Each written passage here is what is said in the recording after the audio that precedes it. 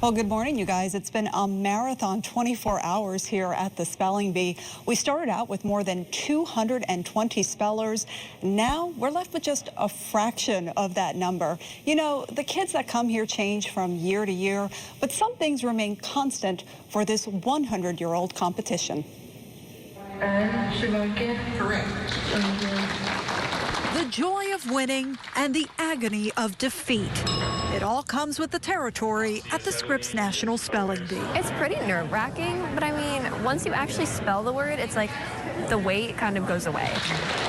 Kids come here with the hope they'll emerge a champion. Spelling has always been a passion, and being able to compete and do well at it, it's honestly a dream. A dream that's lived on for nearly 100 years of this competition, with Sabelle Weeks witnessing 25 of those years. It has changed a lot since then. Weeks is director of operations here and says some of those changes can be chalked up to technology. It used to be much more about taking out the 20-pound Merriam-Webster unabridged dictionary and literally going page by page through that. And now it's much more about using Merriam-Webster online and using the internet to research words and be kind of your online word detective. That's not all that's different. Over the decades, the competition found itself having to get, well, more competitive, just to keep up with each new crop of spellers. We introduced word meaning rounds a few years ago, so those were not a part of the bee when I first started with the bee.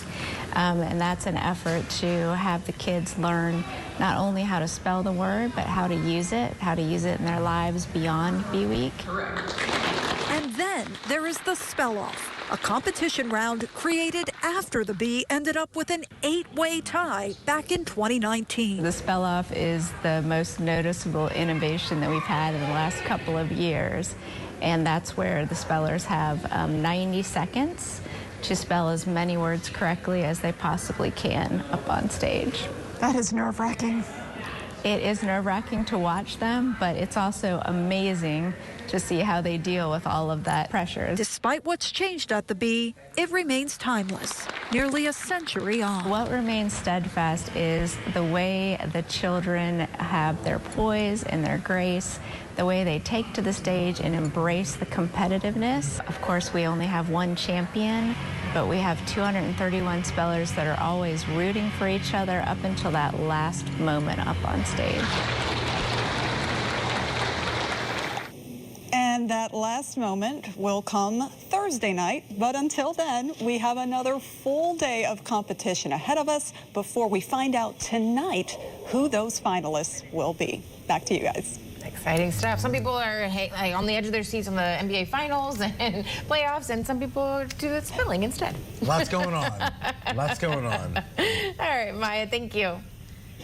Where you can watch a special broadcast of the Scripps National Spelling Bee semifinals tonight at 8 p.m. Eastern on the Ion and Bounce channels. And don't forget to tune into the same channels for the live finals of the Bee at the same time tomorrow.